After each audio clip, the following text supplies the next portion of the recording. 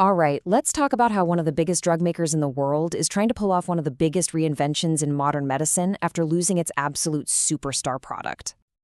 Just imagine for a second, your company's #1 product, a global bestseller, suddenly sees its revenue plummet by nearly $16 billion.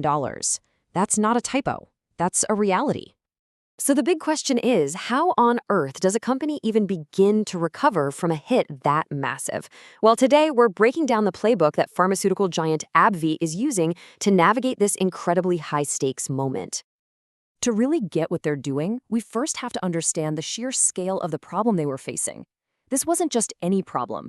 This was the Humira cliff.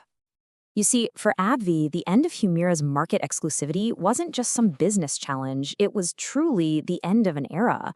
All of a sudden, new, cheaper, biosimilar versions hit the market, and you can think of those as basically near-identical, approved copies of the original drug. This created a gigantic revenue hole that they had to fill, and they had to fill it fast. So, how did they respond? Well, not with just one replacement. They'd been grooming 2 successors to take the crown. These 2 drugs, Skyrizi and Rinvoq, aren't just stopgaps. They are a brand new and, honestly, a more powerful growth engine for the whole company. They treat many of the same conditions as Humira, but they do it with next-generation technology. And check this out. This chart just shows you how fast this transition is happening. By 2025, the new duo's projected sales are set to absolutely blow past Humira's best year ever. I mean, that is a remarkably fast and successful handoff. And the momentum is just incredible. For 2026, they're projected to haul in over $31 billion. So they're not just replacing Humira, they're actually creating a much, much larger franchise. But here's the really smart part of their playbook. It isn't just about swapping one superstar for 2. It's about building a much more diversified foundation so they're never this dependent on a single product ever again.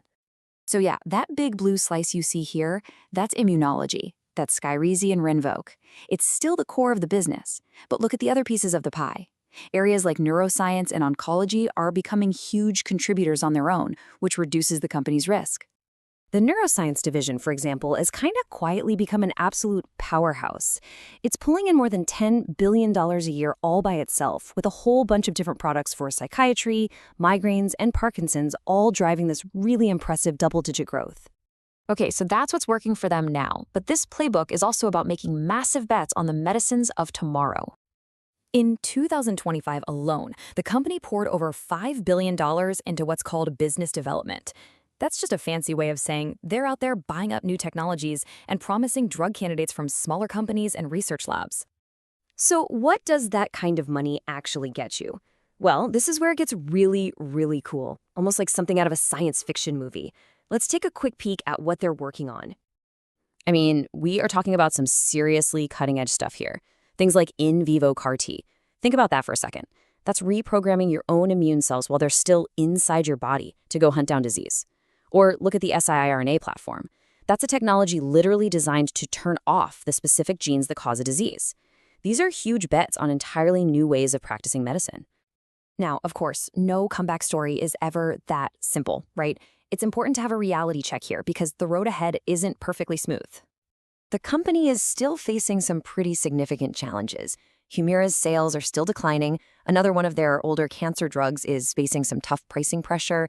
And their aesthetics business, the one that includes Botox, has slowed down a bit because of the broader economy. But even with those hurdles, the company's leadership is projecting a ton of confidence.